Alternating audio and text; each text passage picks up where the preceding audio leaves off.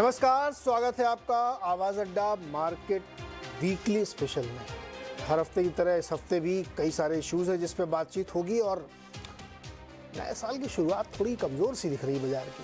रोज़ निराशा होती है शाम को, अच्छा गिर गया। एक ट्रेंड और इसमें पकड़ने वाली बात है कि नए साल की शुरुआत के थोड़े पहले से हमारे जो विदेशी मित्र हैं, फिरंगी जिनको मैं कहता हूँ, वो बहुत बेच रहे हैं, बहुत बिकवाली कर रहे हैं। उनके सामने DIIs हमारे जम के ख़रीदारी कर रहे हैं, लेकिन वहाँ पे थोड़ी सी चिंता के बादल मुझे दिख रहे हैं। तो ये जो पूरा एक ट्रेंड पिछले 10-15 दिनों का है, एक हफ्ते का, ये जो नए साल की शुरुआत है, उसको समझने की ज़रूरत है कि ये क्या रहा मार्केट में। दरअसल मार्केट के लिए क्या आगे के ट्रिगर है, क्यों इतना ज़्यादा मार्केट में निराशा है। US में खबरें पढ़ी है तो अब एक नया वर्ड कॉइन हो गया रिसेशन का। उस पे हर रिपोर्ट में 4 बार तो वो वर्ड लिखा जाता है। अगर आप Ctrl F करके मारिए सर्च तो आपको 50 बार वो मिलेगा हर रिपोर्ट में।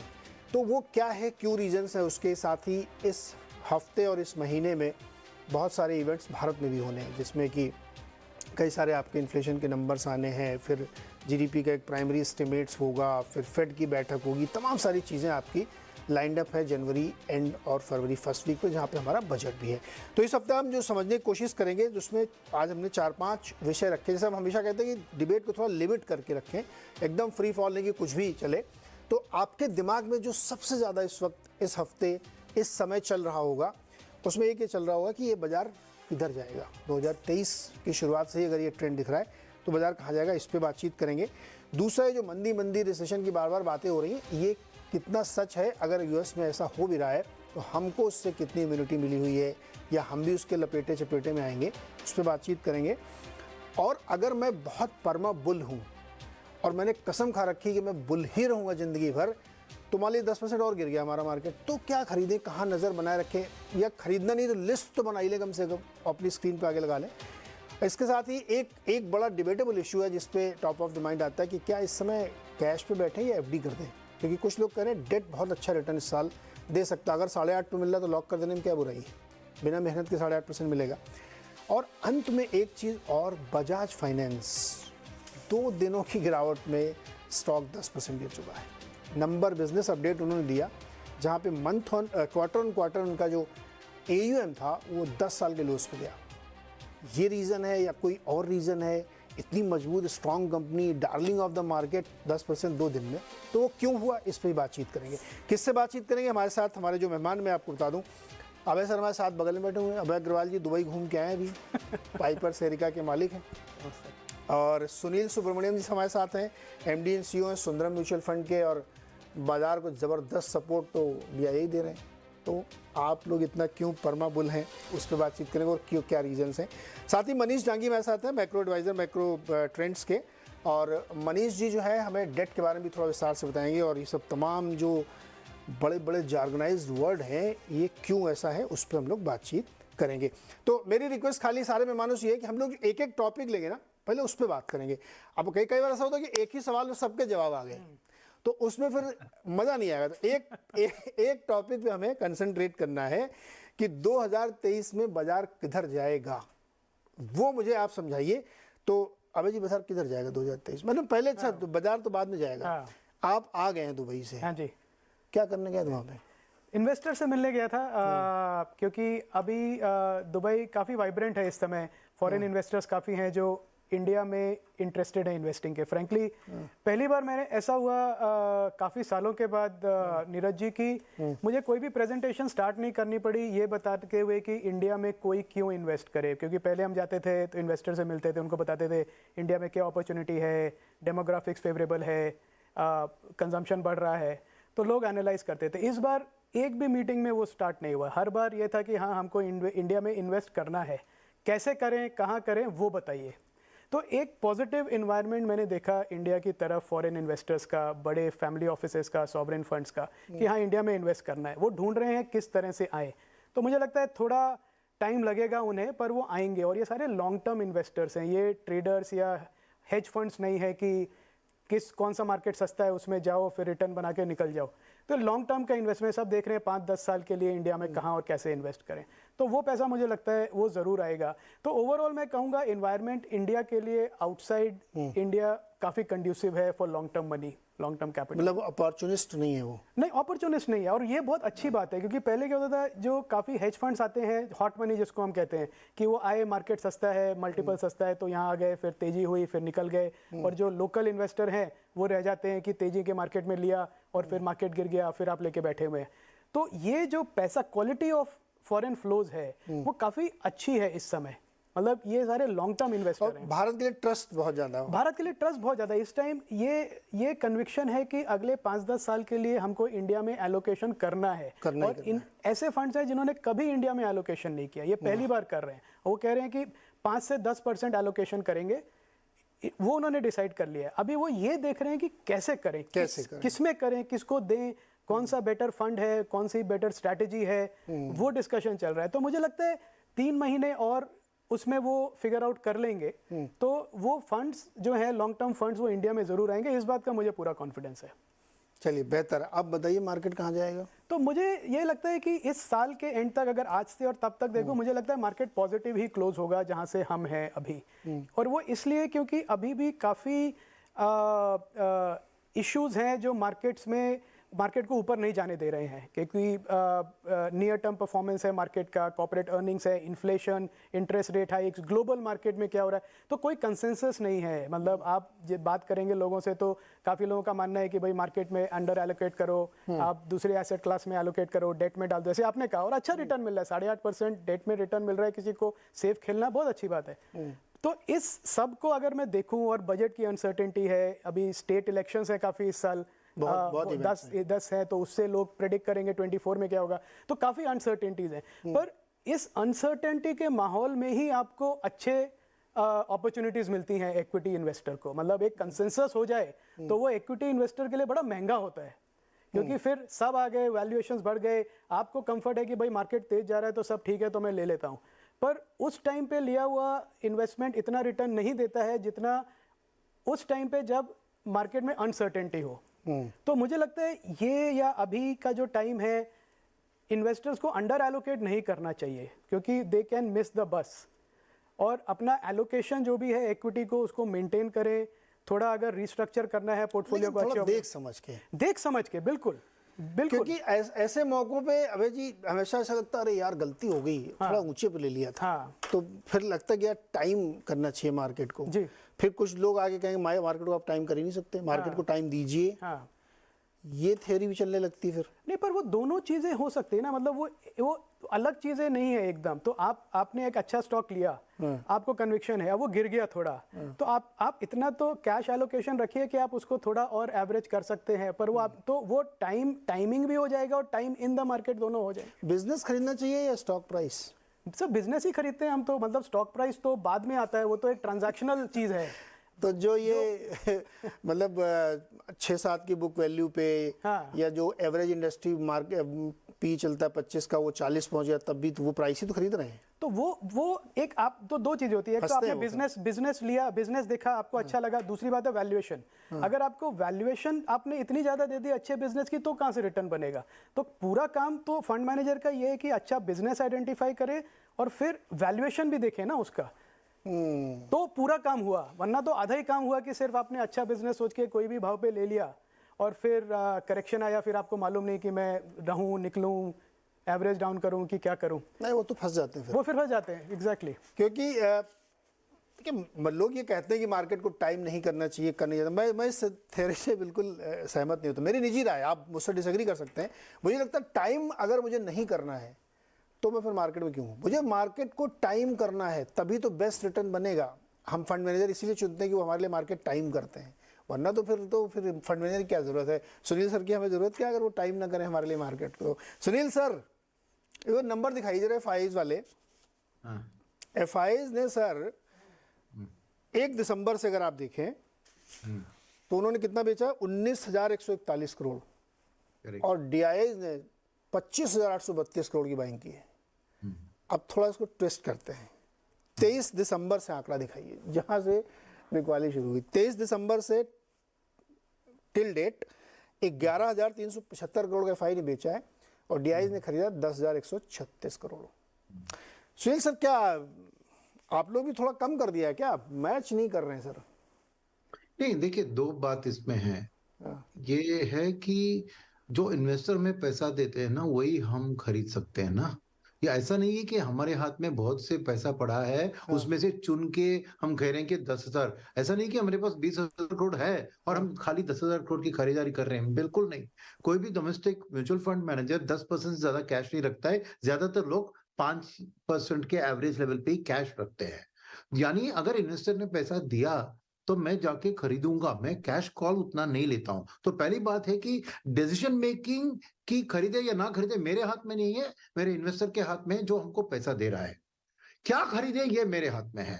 अब ये तो आंकड़े आप दिखा रहे हैं उसमें क्या है कि डोमेस्टिक फंड मैनेजर्स स्प्रेड कर रहे हैं लार्ज मिड और स्मॉल कैप में, स्प्रेड कर रहे हैं अक्रॉस सेक्टर्स। फिर एफआईएस जो बेच रहे हैं वो ज्यादातर लार्ज कैप में बेच रहे हैं और ज्यादातर डिफेंसिव जो इन निफ्टी के अंदर ज्यादा एलोकेशन किसका है, वेटेज, उसी को बेच रहे हैं क्योंकि वो जैसे एक ईटीएफ होता है तो उसको पूरे इंडेक्स को बेचना ही पड़ता है।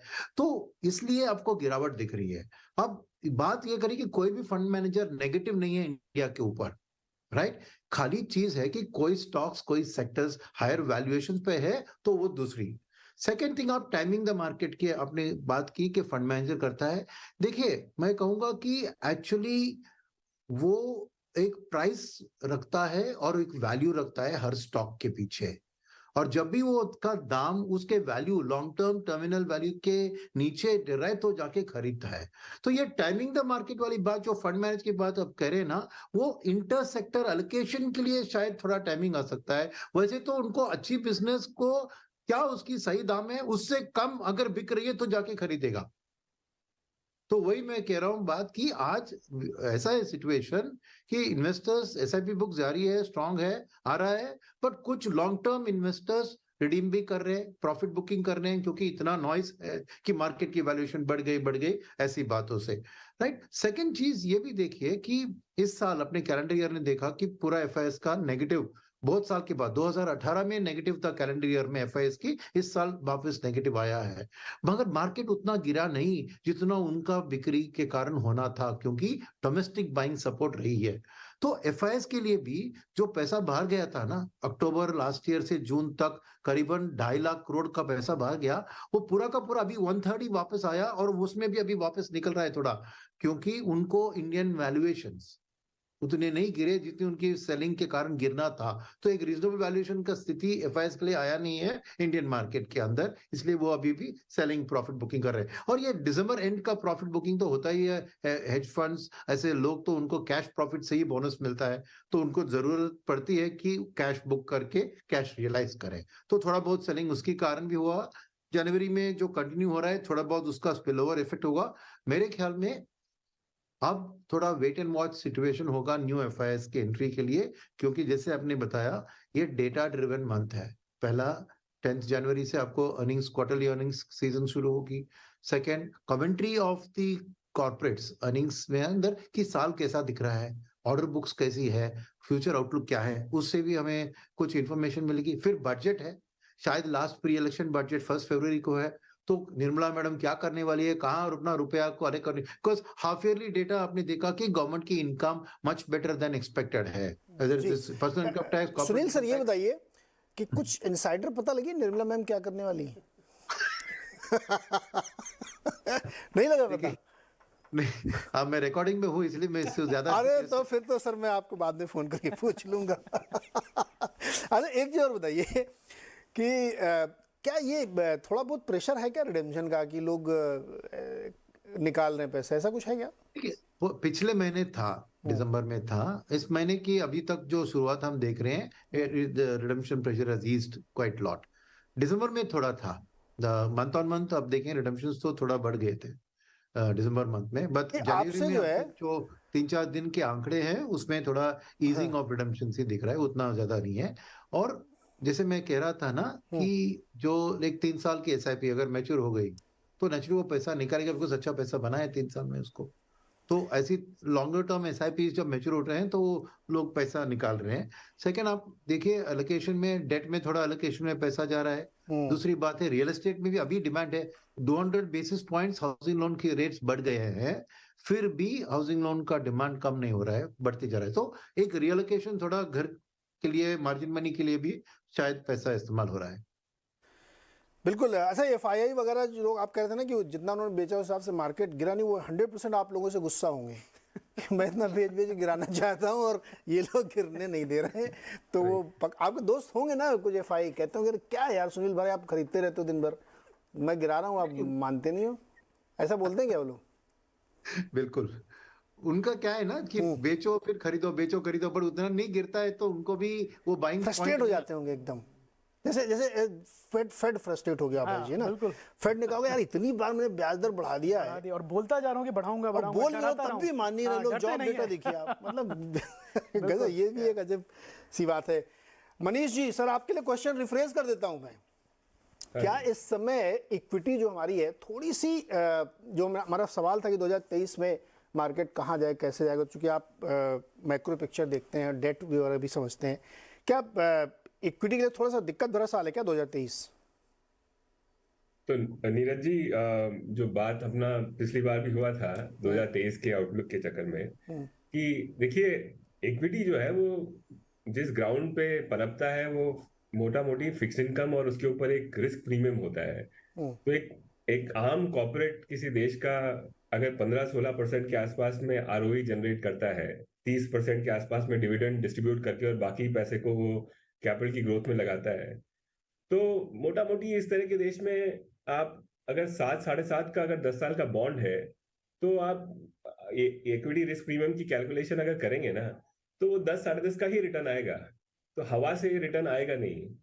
तो अब बड़ी बात जो पिछले कुछ महीनों से अपनी ये बात हो रही है कि जब आपको फिक्स डिपॉजिट 8 और छोटा सा इधर उधर का अगर रिस्क ले लें, लिक्विडिटी का बहुत बड़ा क्रेडिट रिस्क लेने की जरूरत नहीं है, तो आसानी से कई सारे स्मॉल फाइनेंस बैंक्स 9% रिटर्न दे रहे हैं।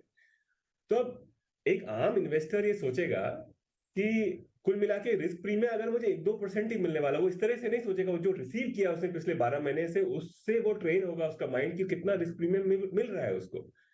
तो अगर रिस्क प्रीमियम अगर कम है तो इक्विटी के अंदर पैसा नहीं बनेगा। अब हो सकता है कि जो एल्केमिस्ट हैं वो बहुत अच्छी कंपनियां ढूंढ के लाए, उसमें से 15-20% भी कैगर कर दें, लेकिन मार्केट तो मार्केट है। अब वो पूरे एग्रीगेट बेसिस पे तो उतना ही जनरेट कर सकता है जितना एक आम कॉर्पोरेट ROE जनरेट करता है और जितना डिविडेंड डिस्ट्रीब्यूट करता है और जिस तरह से वो ग्रो करता है। तो इस माहौल में नीरज जी क्या है कि मेरे ख्याल से ये पूरा साल वो ही रहेगा जो पिछला साल था, जो अपना पूरा साल बात हुआ कि लिस्टलेसनेस, लॉट ऑफ वोलेटिलिटी और फिक्स्ड इनकम से छोटी सी क्रीम निकलेगी सिर्फ। जो एक आम इन्वेस्टर को पिछले 10 और 20 साल में ना नीरज ट्रेनिंग इस बात से मिली है, जो म्यूचुअल फंड ने और हम सब टीवी चैनल्स ने, फंड मैनेजर्स ने, हम सब ने मिलकर ये बेचा है कि भाई आपको 5% इक्विटी रिस्क प्रीमियम तो मिलेगा ही।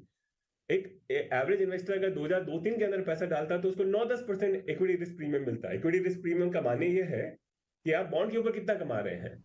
लेकिन आज जो कैलकुलेट है नीरज जी, वो कैलकुलेशन में आपको 3-3.5% ही निकलता है एग्रीगेट मार्केट लेवल पे। तो इसलिए एक जो सारे एसेट्स के लिए जो न्यूट्रल होता है और जो कोई किसी पर्टिकुलर एसेट के लिए पैशनेट नहीं होता है, वो नीरज जी ये सोचेगा कि यार ठीक है, जो अपनी कई बार बात होती है कि क्यों इतनी माथापच्ची करनी है। अगर 8-9% अगर आसानी से मिल रहा है, PSU बैंक, PNB जो है वो कुछ 400 दिन 450 दिन का फिक्स डिपॉजिट 8 दे रहा है, कई सारे स्मॉल फाइनेंस बैंक 9% दे रहे हैं, और आप आम इन्वेस्टर ऐसा होगा जिसके पास में 50 लाख से ज्यादा का इन्वेस्टमेंट नहीं होगा शायद, तो उसके लिए काफी अच्छी चीज है ना कि 9% उसको मिल जाएगा। क्यों इतनी 18-20% की वोलेटिलिटी को ऑब्जॉर्व करके आपको 10 साल अगर इन्वेस्ट करोगे तो शायद 3% निकलेगा। अब इसका मतलब गारंटी नहीं है नीरज जी कि 3%, क्योंकि ट्रेनिंग और एक्सपेक्टेशन जो है वो 5-6% की होगी शायद, तो उसकी वजह से एक पॉइंट पे अचानक से ऐसा लगेगा कि डिसअपॉइंटमेंट होगा और विड्रॉल्स आएंगे। तो इस सेटअप में तो मनीष ये मुझे बताइए कि ये तो आपकी थ्योरी मैं समझ गया। अब इसमें चूंकि मार्केट बहुत डायनेमिक होता है और उसमें कोई भी चेंज आ सकता है किसी भी समय। मान लीजिए एक ये सिनेरियो बना हुआ, अचानक से ये प्लेटो हो जाए कि साहब ये पीक हो गया, पाइवट कर दिया हमने, अब लोग उम्मीद लगाने लगते हैं कि अब तो नीचे आएगा नीचे आएगा नीचे आएगा। और ये मुझे लगता है कि इंटरेस्ट रेट भी एक पॉलिटिकल डिसीजन होता है ना बहुत सारा। तो अब चूंकि चुनाव भी यहाँ भी अमेरिका में सब जगह है तो प्रेशर बना दे, तो ये पलट सकता है, इसकी संभावना है क्या? होना तो कुछ भी हो सकता है नीरज जी। आज मेरे को अगर आज आपसे मैं बात कर रहा हूँ और एक आम इन्वेस्टर से बात कर रहा हूँ, तो उसके लिए दो अपॉर्चुनिटी को हम वे करने की कोशिश कर रहे हैं।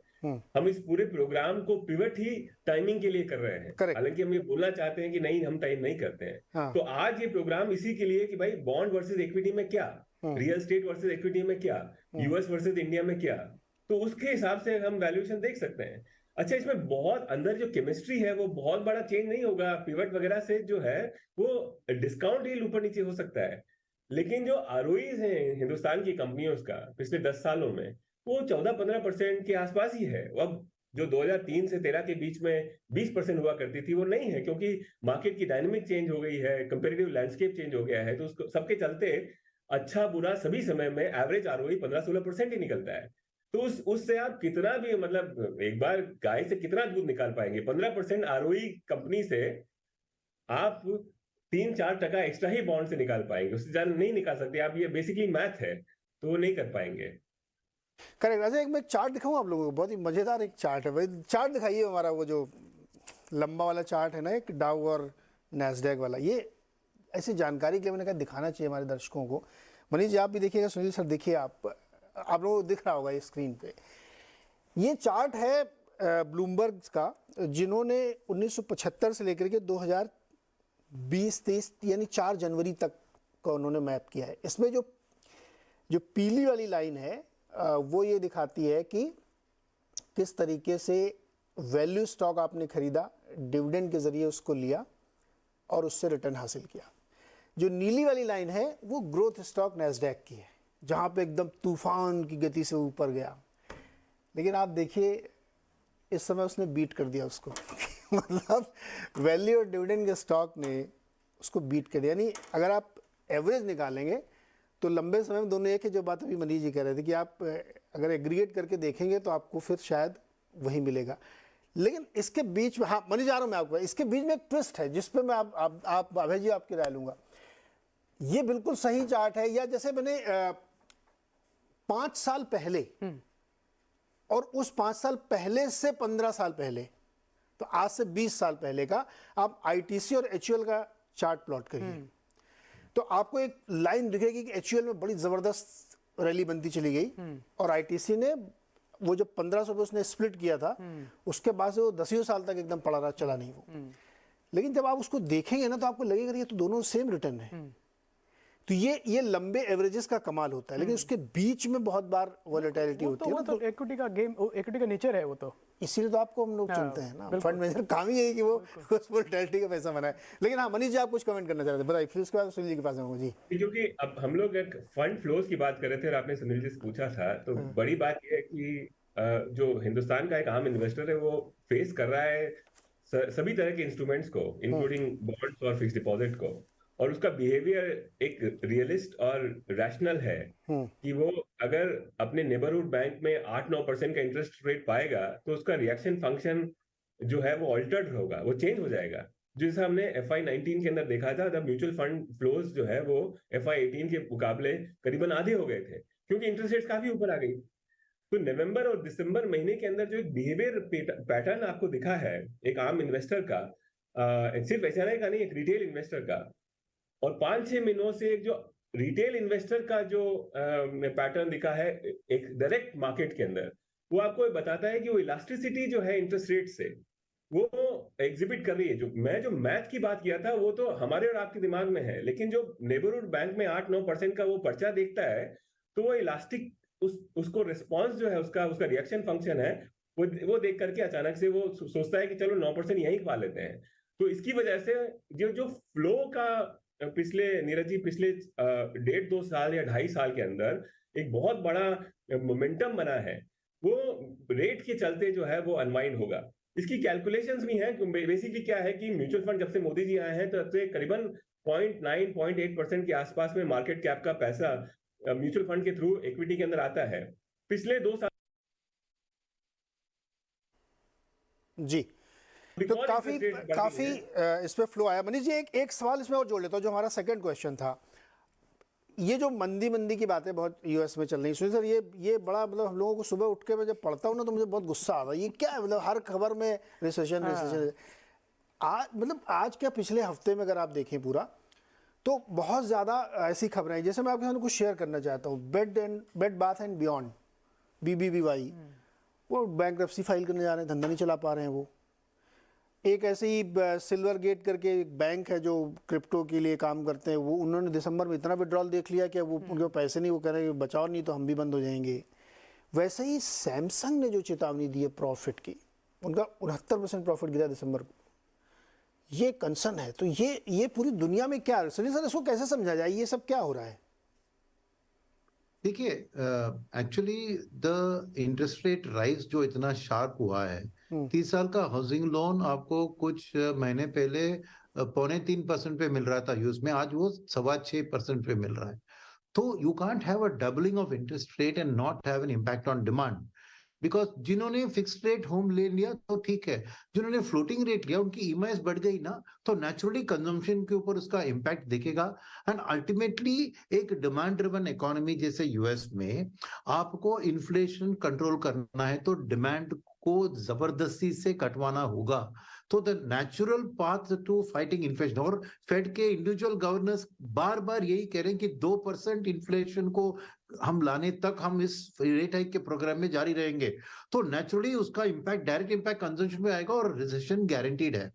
तो प्रॉब्लम ये है कि सॉफ्ट रिसेशन या हार्ड रिसेशन, इसी के ऊपर चर्चा चल रही थी। मगर रिसेशन मान लीजिए कि बिल्कुल तय है कि रिसेशन होगा, because route to controlling inflation. और जैसे ही नेक्स्ट ईयर का इलेक्शन नजदीक पहुंचता है, पॉलिटिकल मास्टर्स ध्यान अपना इन्फ्लेशन के ऊपर ही, तो दबाव फेड के ऊपर पॉलिटिकली भी होगा कि इन्फ्लेशन को कटवाओ, क्योंकि ग्रोथ से आपको शायद वोट मिले या ना मिले, इन्फ्लेशन के कारण आप जरूर इलेक्शन हार सकते हैं।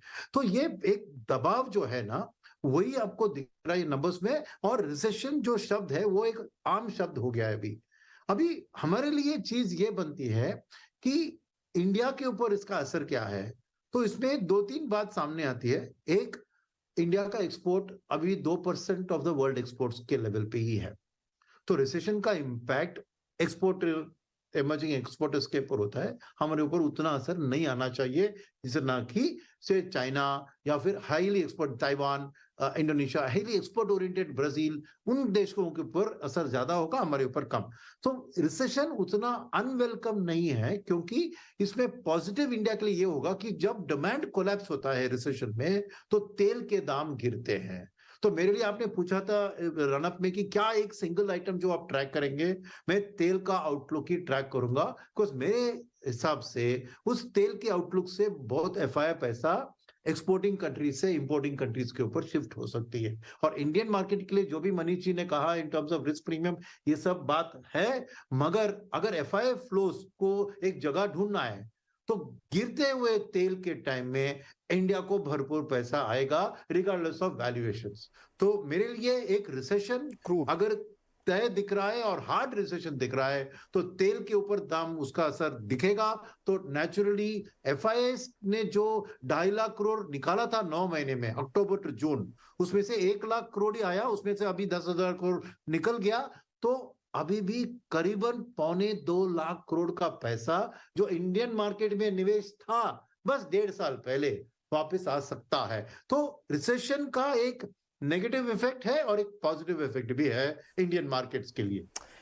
अबे जी, फाइनेंशियल जर्नलिज्म कितना रूथलेस है। आप देखिए, हम लोग इस बात से दुखी हैं कि अमेरिका में नौकरियां क्यों इतनी बढ़ रही हैं, घट क्यों नहीं रही, लोग बेरोजगार क्यों नहीं हो रहे हैं। अब ये बताइए, ये आपने कभी सोचा ऐसा कि अमेरिका में इस बात से लोग दुखी हैं कि जॉब डेटा रिपोर्ट इतनी स्ट्रॉन्ग क्यों है? करेक्ट है ना, दुखी है। आप बताइए, मंदी आई क्या यूएस में?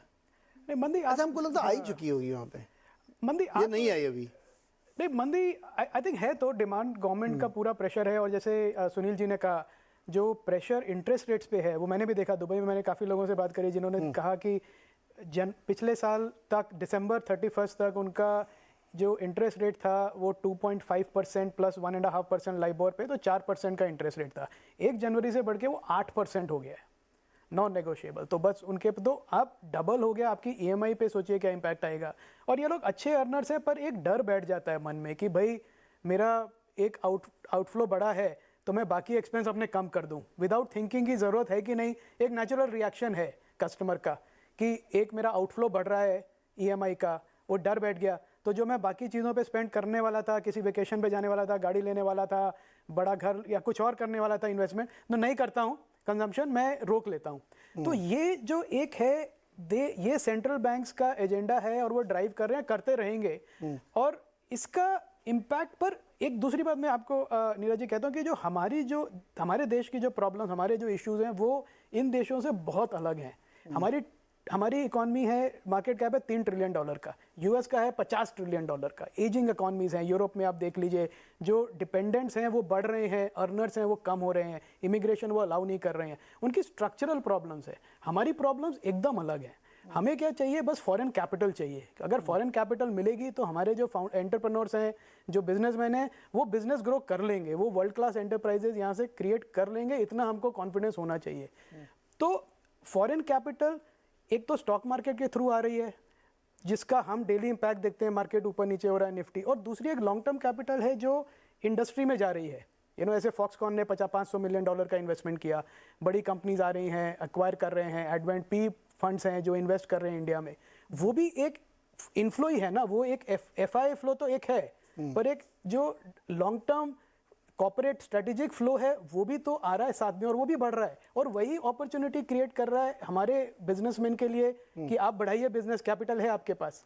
तो मुझे लगता है कि ये हमारी जो प्रॉब्लम्स हैं इतनी डिफरेंट है इन कंट्री से कि हमको फ्रैंकली ज़्यादा ध्यान नहीं देना चाहिए कि यूएस में क्या हो रहा है, चाइना में क्या हो रहा है। चाइना की मार्केट कैप $18 ट्रिलियन की है, हमसे 6 टाइम बड़ी है, उनके इश्यूज अलग हैं। तो हम अपना देखें कि हमारे यहाँ पे क्या अपॉर्चुनिटीज हैं, उस पर फोकस करें, तो एक्चुअली मुझे लगता है कि इन्वेस्टर्स की रिटर्न बेटर रहेगी rather than getting lost in कि दुनिया में मंदी हमारे लिए फायदेमंद है। मंदी हमारे लिए फायदेमंद है ना।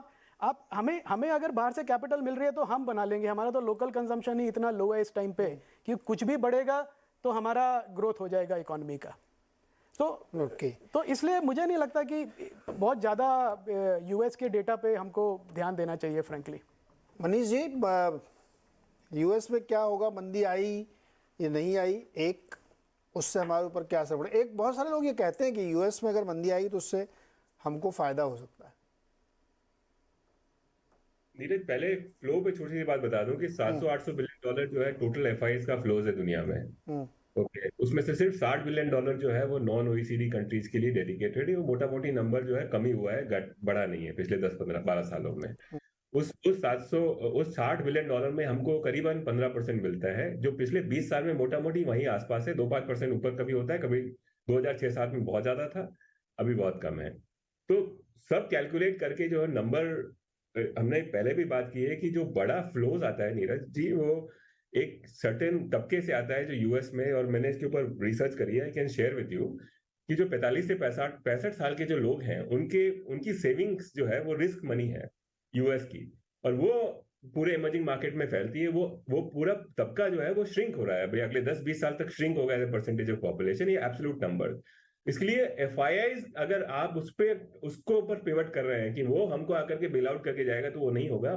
कई बार बात हो चुका है कि ये नंबर किसी साल $25 बिलियन हो जाएगा, किसी साल -10 हो जाएगा, -20 हो जाएगा। एवरेज अगले 10 साल का एवरेज जो है वो करीबन 8-10-12 बिलियन डॉलर हर साल ही रहेगा, नंबर 1।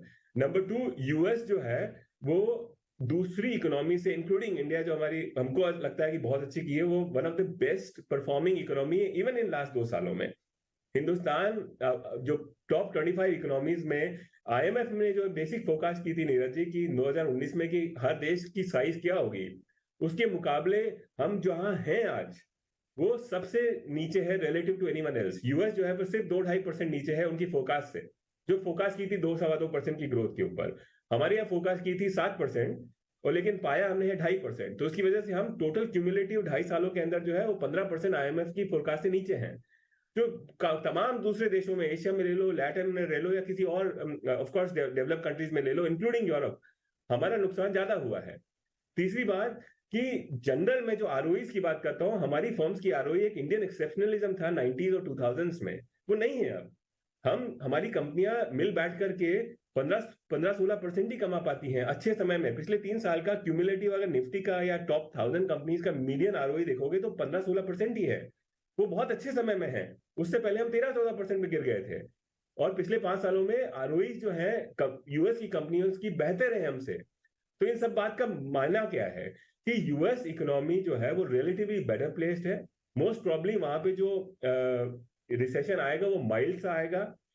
आपके लिए और आपके इन्वेस्टर के लिए एक छोटी सी अपॉर्चुनिटी है इन 3-6 महीनों में कि वो अपने टोटल पोर्टफोलियो को जो पूरा का पूरा हिंदुस्तान की या तो फिक्स्ड इनकम में है या फिर हिंदुस्तान की कंपनियों में है, वो उसको रीएलोकेट करे यूएस टेक में या यूएस मार्केट में, क्योंकि वो बेहतर मार्केट है, ज्यादा बेटर ग्रो करेंगे और आज रिलेटिव टू हिस्ट्री ज्यादा चीप है relative to India. Of course अगले पिछले 10-15 साल का आप टोटल हिस्टोरिकल पैटर्न देखेंगे। मुझे फिर मनीष जी एक चीज बताइए, मुझे मार्केट हमारा फिर इतना रेजिलिएंट क्यों है?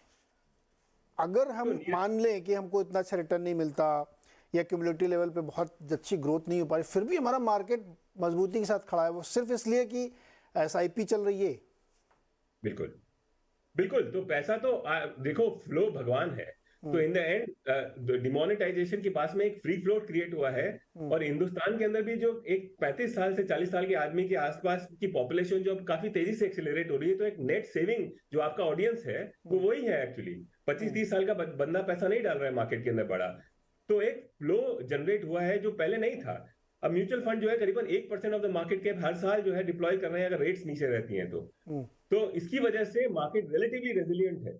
लेकिन आप डॉलर टर्म्स में अगर रिटर्न देखेंगे 2007 में, पिछले 15 सालों में हमने मोटा मोटी फिक्स्ड इनकम इंडिया के अंदर जितना रिटर्न दिया है उतना ही इक्विटी ने रिटर्न दिया है।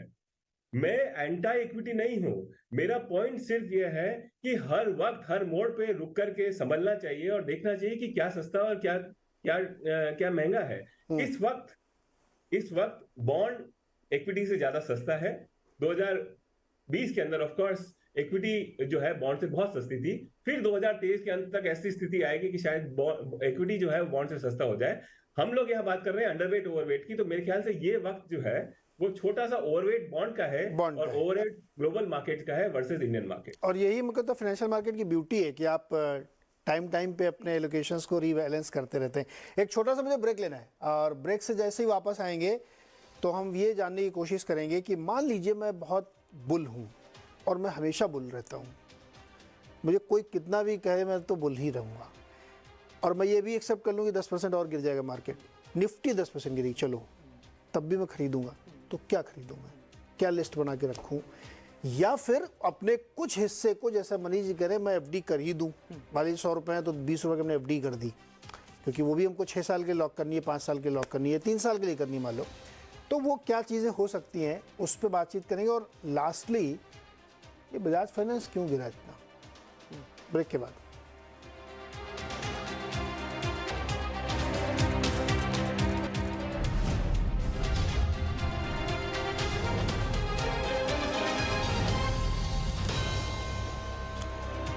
स्वागत है एक बार फिर से आपका, और वीकली स्पेशल है और हम आज बहुत सारी चर्चा कर रहे हैं कि ये मंदी क्या है, क्यों है, हमारे ऊपर आएगी कि नहीं आएगी, बाजार कहाँ जाएगी, सब हम लोग डिस्कस कर चुके हैं। अब अगले 15 मिनट तक हम ये डिस्कस करेंगे कि अगर मुझे ऑप्शंस देखने हैं तो वो कहाँ होने चाहिए। इक्विटी में सेक्टोरली हो सकते हैं, स्टॉक वाइज हो सकते हैं, और बॉन्ड में तो हम लोगों ने तय कर ही दिया मनीष जी ने कि थोड़ा पैसा आपको बॉन्ड में डालना पड़ेगा इस समय, क्योंकि वो काफ़ी सस्ता है एज़ कम्पेयर टू इक्विटी। तो अभी जी आपसे शुरू करें, बताइए। जी बिल्कुल, मैं 10% नीचे के लिए तैयार हूँ। हाँ, तो नीरज जी, मेरा एक स्टार्टिंग पॉइंट हमेशा से है कि जो हर इन्वेस्टर है, बड़ा इन्वेस्टर या छोटा इन्वेस्टर है, उसको अपने लाइफ गोल के हिसाब से एक allocation plan first of all बनाना चाहिए कि उसकी रिस्क टेकिंग कैपेबिलिटी क्या है और उसके कैश फ्लो रिक्वायरमेंट क्या है, बेस्ड ऑन उसके अर्निंग्स क्या है, रिस्पॉन्सिबिलिटीज़ क्या है, और उसके बेसिस पे वो एक एलोकेशन प्लान बनाता है। जैसे सुनील जी भी जानते हैं म्यूचुअल फंड के एलोकेशन प्लान्स बनते हैं कि डेट फंड में आप इतना डालिए, इक्विटी फंड में इतना डालिए। तो अब अगर मार्केट गिरा तो मतलब मेरा एलोकेशन टू इक्विटी कम हो गया, तो इसका मतलब नॉर्मल है कि मैं बढ़ाऊंगा अपना, और उस टाइम पे मैं क्या लूंगा वो आपका दूसरा सवाल था। मैं लूंगा ऐसी कंपनीज जो मुझे मालूम है कि जिनका अगले 3 साल की ग्रोथ ट्रैजेक्टरी सर्टेन है, कंजम्पशन उनका जो लोकल डिमांड है, प्रोडक्ट्स हैं, नंबर 1 प्रोडक्ट्स हैं, बिक रहे हैं, लोग खरीद रहे हैं, मार्केट में उनके वैल्यूएशन का करेक्शन हुआ है। तो समझो अगर 18 टाइम पी के मल्टीपल पे वो स्टॉक चल रहा था तो वो 16 टाइम पे आ गया, क्योंकि 16 टाइम पे मेरे को जब मार्केट इंप्रूव होगा तो मेरे को मल्टीपल एक्सपेंशन भी मिलेगा और कंपनी का जो ग्रोथ है वो भी उसका भी एडवांटेज मुझे मिलेगा। तो मैं ऐसे स्टॉक्स ढूंढूंगा जो डोमेस्टिक इकोनॉमी पे फोकस्ड है, स्मॉल कैप और मिड कैप में, लार्ज कैप में नहीं जाऊंगा, क्योंकि मुझे लगता है कि इंडिया की जो स्टोरी है अगले 5 साल की वो small and mid cap India companies का है। मार्केट तो मिड कैप ही है। इंडिया का मार्केट वो तो ग्लोबल लेवल पे देखें तो इंडिया तो स्मॉल कैप है अभी, मतलब वो तो तय है। तो जो ग्लोबल इन्वेस्टर देखते हैं वो इंडिया को as a small cap market देखते हैं। तो स्मॉल कैप में हम जो लोकल इन्वेस्टर्स हैं, हमारे पास एक एडवांटेज है कि ICICI बैंक इतना बड़ा उसको स्मॉल कैप मानते हैं लोग। बिल्कुल सर, मतलब अभी आप स्मॉल ICICI बैंक को शायद ना मानते हो, बैंक्स को जो बड़े जो निफ्टी के स्टॉक्स हैं उसमें टोटलिटी में तो टोटलिटी में वो small कहें हाँ cap ये ही छोटा, ये तो इंडिया तो अभी भी इमर्जिंग मार्केट है, $3 ट्रिलियन का मार्केट है, उसमें 100 कंपनीज हैं, उसमें इन्वेस्ट कर सकते हैं डायरेक्टली। तो उनके नज़रिए से इंडिया एक स्मॉल इमर्जिंग कंट्री है। तो उसमें जो पैसा जो बनेगा इन्वेस्टर्स का मार्केट करेक्शन में 10% गिरा, तो उसमें स्मॉल कैप्स मिड कैप्स, अगर निफ्टी गिरा तो स्मॉल कैप मिड कैप शायद 15 से 20% गिर जाएंगे। तो वो एक अपॉर्चुनिटी है मेरे हिसाब से। और उन कंपनीज का जिनमें डेट नहीं है, मैनेजमेंट अच्छा है, domestic distribution, product, brand, innovation सब अच्छा है, कैश फ्लो प्रॉपर है, तो वो एक बहुत अच्छी अपॉर्चुनिटी है इन्वेस्टर्स के लिए जिनको, और ये मार्केट अपॉर्चुनिटी आपको देता है। डोमेस्टिक थीम वाली कोई सेक्टर नाम बताइए ना। तो देखिए, आप बिल्डिंग मटेरियल देख लीजिए, आप बैंकिंग फाइनेंशियल सर्विसेज देख लिए, क्योंकि अगर जीडीपी को ग्रो करना है, मैं कहता हूँ 6-7% भी ग्रो हो जीडीपी, तो बैंकिंग फाइनेंशियल सर्विसेज इंडस्ट्री उससे डबल पे ग्रो करेगी। पर उसमें भी इस टाइम पे वो लार्ज कैप्स नहीं लूंगा, मैं लूंगा तो छोटे बैंक्स जो रीएमर्ज हो रहे हैं, मैनेजमेंट चेंज हुए हैं जिन बैंक्स में, तो वो बैंक्स ज़्यादा एग्रेसिव हो रहे हैं, बड़े बैंक्स को टक्कर दे रहे हैं रिटेल में, कॉर्पोरेट में, उन पे मैं फोकस करूंगा। बिल्डिंग मटेरियल में जैसे प्लाईबोर्ड है, टाइल्स हैं, पेंट है, ये एक इंडस्ट्री है जो इंडिया में कॉन्स्टेंटली ये चलेगी। थोड़ा वॉलेटिलिटी रहेगी रॉ मटेरियल प्राइसेस की वजह से, पर उसको आप छोड़ दें तो एक डोमेस्टिक मार्केट इतना बड़ा है और बढ़ रहा है कि उसमें आपको डेफिनेटली एक अपॉर्चुनिटी हमेशा दिखती रहेगी। हेल्थ केयर एक दूसरा स्पेस है जिसमें हेल्थ केयर कॉस्ट भी बढ़ रही हैं, क्योंकि नॉन इलास्टिक है वो। अगर आपको अस्पताल में जाना है तो आपको जाना है, तो उस टाइम पे आप नेगोशिएट नहीं कर सकते हैं डॉक्टर से, या दवाई की जो है कॉस्ट आप चेंज नहीं कर सकते मैंने हैं। सुना आजकल लोन मिलने लगा है।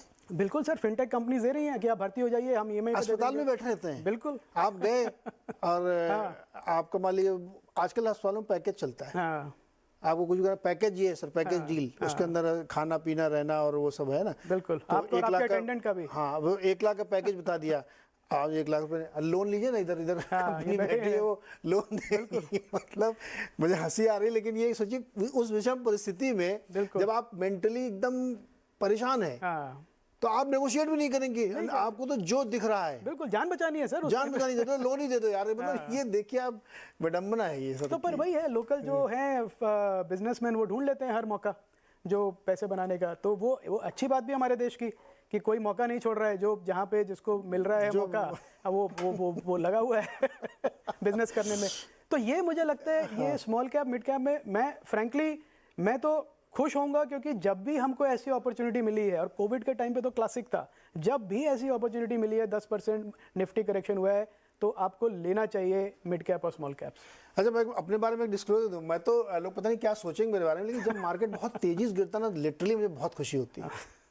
इसलिए नहीं कि मार्केट गिरा, इसलिए कि मेरे करोड़ों दोस्तों को एंट्री का मौका मिलेगा। बिल्कुल, वरना जब तेजी के मार्केट जा रहा, तो आप लेफ्ट आउट फील करते हो हमेशा, देख देख के कुड़ते रहते हो, अरे यार चूक गए।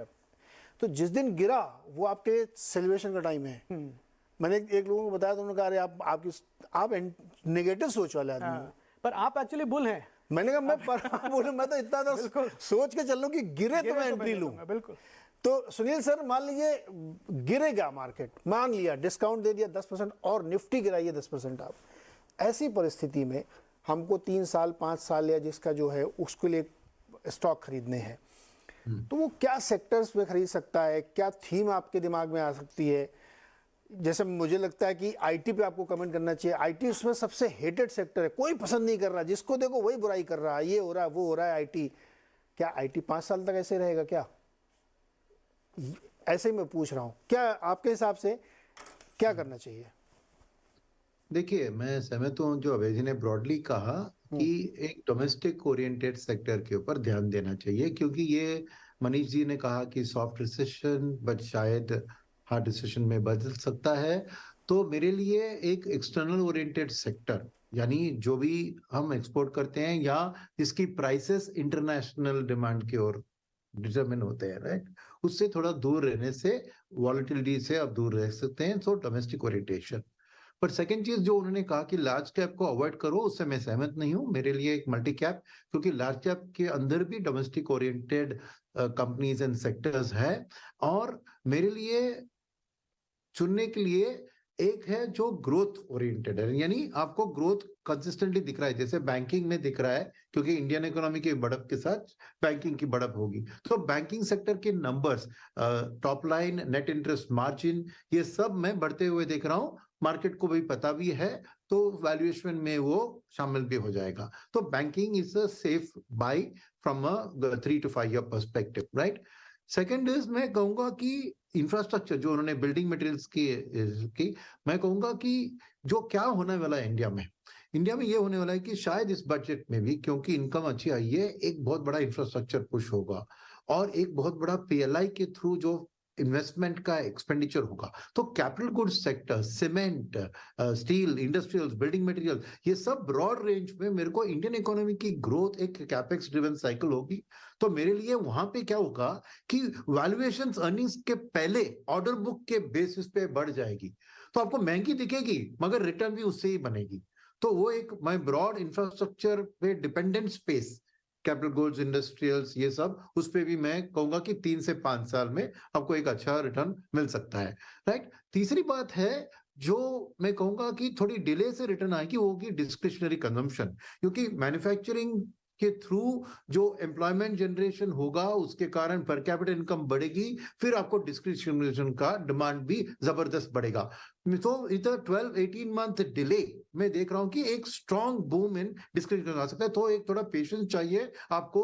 डिस्क्रिशनरी कंजम्पशन में मैं शामिल करूंगा कंज्यूमर ड्यूरेबल्स, ऑटो सेक्टर, और उसके साथ हाउसिंग रिलेटेड सेक्टर को भी। तो ये होगी मेरे लिए पिक्स। मगर मैं ये बात भी कहूंगा कि आपको वैल्यूएशन के तौर पर आप देखेंगे तो लार्ज कैप को इग्नोर नहीं कर सकते हैं, क्योंकि जो भी करेक्शन आपको निफ्टी में हो रहा है, अल्टीमेटली मैं एंटिसिपेट कर रहा हूं कि एक फॉरेन फ्लो वापस इंडिया की ओर जबरदस्त आएगी, और वो जो खरीदेंगे तब उसको हम आज खरीदेंगे तो पैसा हमारे लिए बन सकता है। तो एक ध्यान हमें रखना चाहिए कि एफआईएस की वापसी कब होगी, तो होगी तो कौन से सेक्टर में होगी। तो आईटी का नाम इसीलिए मैं ले रहा हूं कि आईटी में इतना करेक्शन हुआ है, आपने भी जिक्र किया, तो डेफिनेटली फॉरेनर्स जब रिटर्न होते हैं, आईटी उनके लिए टॉप पिक होता है, क्योंकि वो उस बिजनेस को समझते हैं, क्योंकि उसके बाइंग कंपनीज उनके इन्वेस्टिंग कंपनीज है, उनके अमेरिका में जो बड़ी बड़ी कॉर्पोरेशन है वही आईटी सर्विसेज खरीदती हैं, तो वो समझते हैं वो बिजनेस को। तो आज जो गिरावट आया है क्योंकि रिसेशन का एक डर, बट उसके कारण आप देखेंगे सेफ्टी की जब वो एलोकेशन करते हैं इंडिया में, तो जरूर आईटी वापस शामिल होगी। तो मेरे को ये टाइम लगता है कि इस साल के अंदर ही आईटी में वापस आपको रिकवरी दिखेगी। तो उस मायने से आपको थोड़ा, मेरे को आईटी में भी गुड क्वालिटी कंपनीज को अक्वायर करना धीरे धीरे अच्छी बात होगी। इस साल के एंड तक मैं समझ रहा हूं कि कुछ डिसेंट रिटर्न्स बनने की आशा रख सकते हैं, और अगले 2-3 साल में नेचुरली एफआई बाइंग के साथ एक आईटी सेक्टर का रिटर्न भी अच्छा होगा, purely because of FI buying, कुछ और चीज की जरूरत नहीं है जी। वैसे तो मनीष जी डेट के पक्षधर, लेकिन मान लीजिए आपके फार्म हाउस में आपको एक खजाना मिल जाए मनीष जी, और मैं आपसे कहूँ कि अब देखिए तो मिल ही गया, तो आप इसको इक्विटी में लगा दीजिए, तो आप कहाँ लगाएंगे? नहीं, मैं डेट का पक्षधर नहीं हूँ। नहीं, मैंने ऐसे ही बोला। छोटी सी अंडरवेट और ओवरवेट फ्रेमवर्क की बात कर रहा हूँ, बिकॉज क्या है, अमूमन हर आदमी जो है वो 100% न तो डेट में रहता है ना इक्विटी। तो आप बैलेंसिंग क्या करना है, आज की बात के बाद में हम 3 लोगों को सुनकर के जूरी क्या है, तो मेरे ख्याल से जूरी ये है कि अंडरवेट थोड़ा सा इक्विटी होना चाहिए। आप 60 पे थे तो शायद 50 पे रहे। दूसरी बात है, यहाँ पे क्योंकि जूरी है तो मैं सुनील जी के साथ हूँ, और अभय को माइनॉरिटाइज करना चाहता हूँ कि आप लार्ज कैप और डाइवर्सिफाइड में प्लेस करें अपनी बेट्स वर्सेस मिड और स्मॉल कैप में, बिकॉज वहां फंडामेंटल भी स्ट्रेस है, क्योंकि जब रेट्स बहुत टाइट होती हैं और नॉमिनल जीडीपी ग्रोथ काफी तेजी से गिरेगी, तो ये स्मॉल कैप के लिए बड़ा श्रिंक होता है स्पेस, और खास करके म्यूचुअल फंड के अंदर फ्लो अगर स्लो होते हैं तो वो it's very bad for small cap. तो इसलिए large cap diversified versus small cap. Sector बताइए, सेक्टर के पॉइंट ऑफ व्यू से लास्ट पॉइंट, सेक्टर के पॉइंट ऑफ व्यू से नहीं चाहिए मेरे ख्याल से। आईटी जो एक यूएस रेट्स का प्रॉक्सी है, और कमोडिटी जो एक चाइना की रीओपनिंग का प्रॉक्सी है, ये दोनों काफी हेटेड सेक्टर हैं, और मेरे ख्याल से 2023 के अंदर they will do better than most other sectors. Metal और आईटी। अब एक लास्ट क्वेश्चन, समय कम है, बजाज फाइनेंस क्यों गिरा भाई? सब बहुत महंगा स्टॉक है। जब हमने शुरुआत की थी डिस्कशन की कि इन्वेस्टमेंट करें कैसे करें, तो एक तो अच्छी कंपनी, दूसरा वैल्यूएशन। अच्छी कंपनी है बजाज फाइनेंस, कोई डाउट नहीं है, पर वैल्यूएशन इतना स्ट्रेस्ड है। और इस मार्केट में जब एफपीआई अगर बेच रहे हैं तो वो देख रहे हैं कि क्या बेच दूं। तो इस समय अगर आप एक ऐसा उनको आउटकम बता रहे हैं अपना बिजनेस का जो कि लोअर एंड पे है एक्सपेक्टेशन पे, तो बड़ा इजी टारगेट बन जाता है उसको बेचना। और अभी भी आप देखें तो 8 टाइम की बुक वैल्यू से उसका मल्टीपल गिर के आया है बजाज फाइनेंस का 6 टाइम के करीब फॉरवर्ड पे। और 6 टाइम भी मेरे ख्याल से बहुत महंगा है, क्योंकि बैंक्स हैं, अच्छे बैंक्स हैं, आईसीआईसीआई बैंक, एचडीएफसी बैंक, जो कि उससे आधे से भी कम मल्टीपल पे ट्रेड कर रहे हैं। तो मुझे लगता है कि इस तरह के एनवायरनमेंट में थोड़ा एलोकेशन शिफ्ट होगा बजाज फाइनेंस से to larger banks within the same sector, same industry. तो उसकी वजह से मुझे लगता है ये बजाज फाइनेंस का जो प्राइस करेक्शन है ये थोड़े समय तक रहेगा, जब तक बजाज फाइनेंस आके एक नेक्स्ट क्वार्टर या उसके क्वार्टर के बाद एक बेटर फोरकास्ट। सीरियस बात तो नहीं है? नहीं, जो पब्लिक डोमेन में जो इन्फॉर्मेशन है उससे मुझे तो नहीं लगता कि कोई सीरियस बात है। आपको ज्यादा जानकारी है मुझसे। देखिए मैं आ रहा हूँ मनीष जी, आ रहा हूँ। 6700 का हाई लगा के अभी 5900 आ गया। तो अच्छा मनीष जी, कोई सीरियस बात है क्या? क्यों गिरा? सीरियस बात है, हाँ बताइए क्या।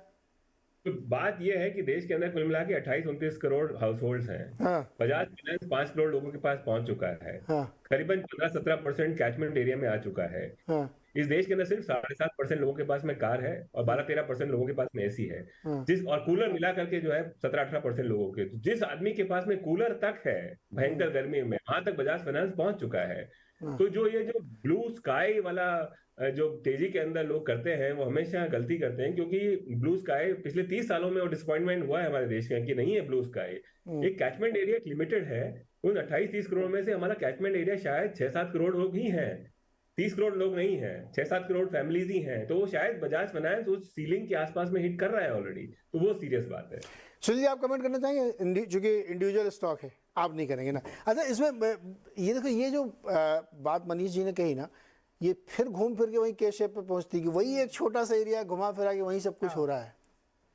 ऐसा चल रहा है क्या? नहीं, बिल्कुल चल रहा है। आई थिंक देश में मतलब पर कैपिटा इनकम बढ़ रही है, वो हम देख रहे हैं, पर एक बहुत बड़ा तबका है, अब बात कर रहे थे हम पहले, जो रूरल एरिया, एकदम रूरल एरिया है, वो तो अभी भी स्ट्रेस में है।